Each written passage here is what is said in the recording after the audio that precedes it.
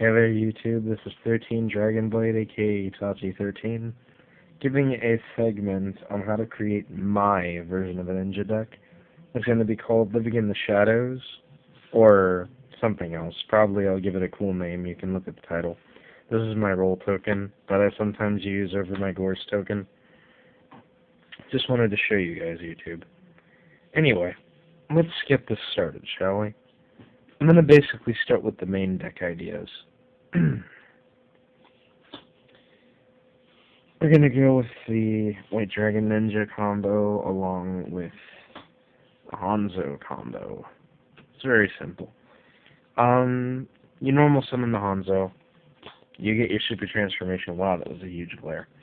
You get your super transformation, and then, of course, you set the super transformation, you take their monster, you send your Hanzo to the graveyard, and you bring out this fine-ass bitch right here. Anyway, so that's what White Dragon Ninja is used for. I use Hanzo for multiple reasons. I actually use him for his other effect. Whoa, huge glare. I use him for his other effect to get the other ninja, which is why I run this guy. Upstart Golden Ninja. Upstart Golden Ninja is the key to finding out other ones. You use him, headshot him, her, my bad, and him. And then you use these to make 5 stars.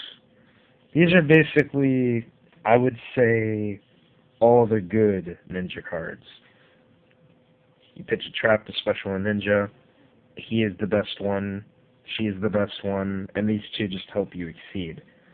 You're probably wondering, why even run these at all? They give you access into rank 5s. That's a great thing. There's nothing bad about that. And they're all warriors. They can all be searched out by Hanzo. And you can even special one of them with Upstart. I mean, you know, Upstart can bring out himself. It's okay. I just chose to run it a different way. So, like I said, you normal the Hanzo, you get super transformation, you make her. Then, if you want a special Hanzo, you summon this guy. You discard a trap. You special the Hanzo. You get either one of these to your hand.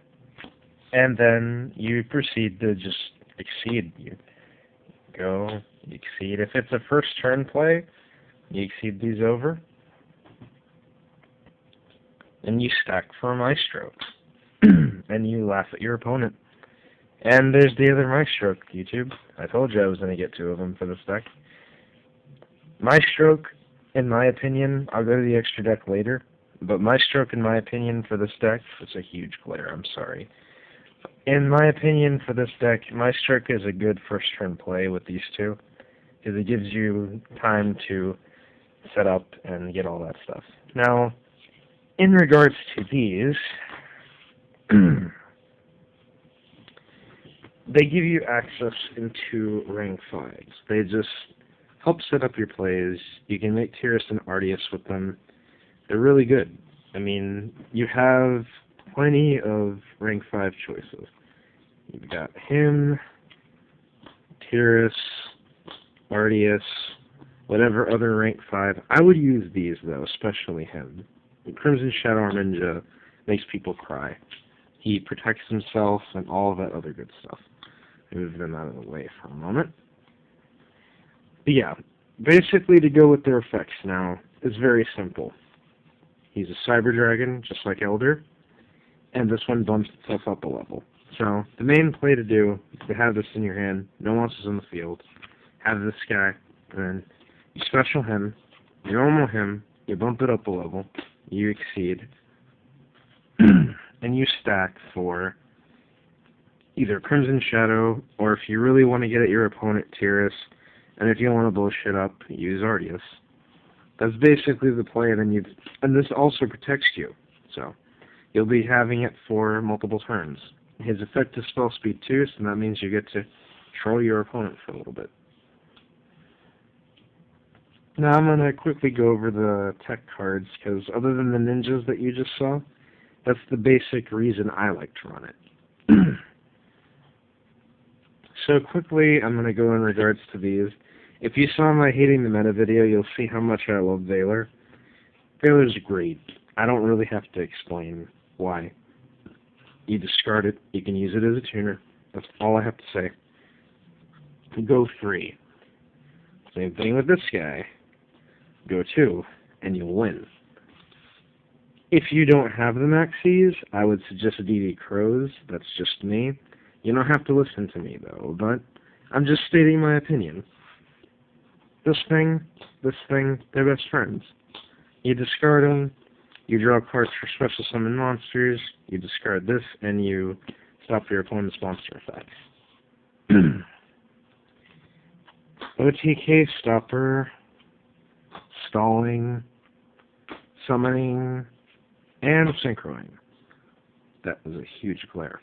Anyway, I don't really need to get into this. I mean, we all know what these 3 do.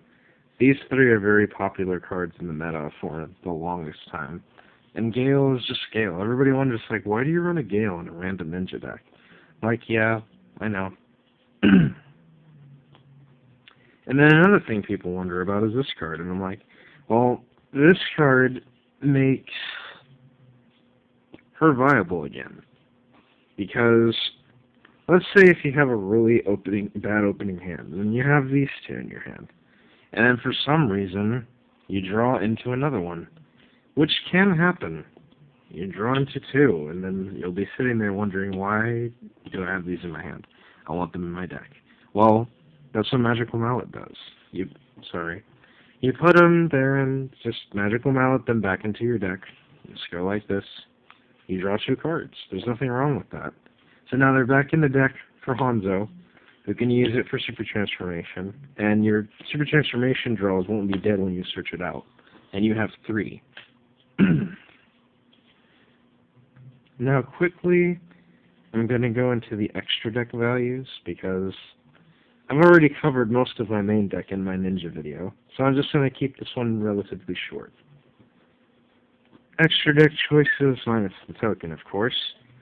The reason why I play 2 and not 3 of them is because I really don't have space for 3, and as long as you can get it out, you can very much make this guy work. It is the best ninja that you can make. You detach, attack 2 times, that's 44 directly. Really hard to get over. Same reason behind this guy. It protects itself, it's a 24 beater, protects your other ninjas, so if you have another Hanzo on the field and you're going to torrential, you can nuke the field without having to worry. Pierce and Arceus I'm not going to really explain. You should know what these guys do. They're very popular. Same thing with the Utopia and Shockmaster. In regards to these, though, which a lot of people do like to run because he's actually quite good, Stalling. It is a gachi for you in this deck. You can also use it for its other effect. It's never a bad thing. I love Maestro. He's probably my favorite Dijin. Besides Tentempo. This is my main favorite Dijin.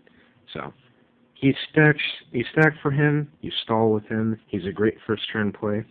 I would run him at 3, but I honestly don't have room for it. I think 2 is just enough. If you really want to stall your opponent out that long, why not run 2? And that goes for the extra deck choices.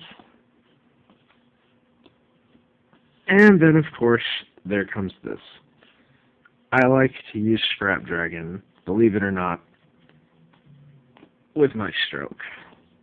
Because if I have no other cards on the field, and this happened to me a lot of times, I'll have my stroke with a material left, and I have nothing to have for Scrap Dragon, and I was like, I want to win, and I don't have any cards in my hand. But they have a back row that I'm afraid of. And usually it's a Mirror Force or something, so I'm like, detach from the Maestro. The Maestro saves itself. You know, I mean, you try to blow up the Maestro detach, it saves itself. You minus nothing. Attack, blow something up with Scrap Dragon, and just go for game. That's why I say Maestro is good, because he just helps you. I mean, he's like Gachi, people. You gotta see that. He is a rank 4 Gachi / Book of Moon in 1 card. Other than that, I'm going to go quickly into the main card. There we go. 3 Super Transformations. Great card. I love this card. I was a big fan of Ninjutsu Art of Transformation when it first came out. all you have to do, you set it, chain to anything. I like to chain it at the beginning, or when they just summon a monster. If they have nothing like Forbidden Lance or anything, I'll chain it right to when they summon the monster, because I want to make sure that level 3 gets off the field. And that's the thing, you can take level 3s and 4s, which are very prominent in the metagame right now. Unless you're facing an Asian player, you're not going to see that many level 2s come out. And even then, they're just going to stack it for a Gachi half the time. So, this is a very good card. You can just do this. It's good against Mermouth. It's good against Madolches. Great. And it's great against Madolches because it sends. It doesn't destroy. Which means their effects can't go off where they can go back shuffle to the deck. This is probably the best card ever. It just says send, and I like that. It doesn't say destroy. It doesn't say any of the sort. Tribute. It just says send. So, it gets over all of those annoying cards and just makes your opponent cry when you take their monster. And then, of course, the last thing I need to cover, because people were wondering, why are you running Compulse in a Ninja deck? I'm like, it's Compulse, people. I don't run Grand Mole anymore, so I was like, you know what, since I took out Grand Mole, I want to bounce stuff. Let's put these in there. And they've tested out very well. I used to have them, actually. I'm going to be frank with you. I used to have the other one, Ninjutsu Art of Rustmist. I side that. It's a great card. But I prefer to have this, because at least I know I'm getting rid of some monsters with this card. So it just allows me to go and further plus against my opponent. Alright, everybody. That was part 1 of my ninja strategies for my deck.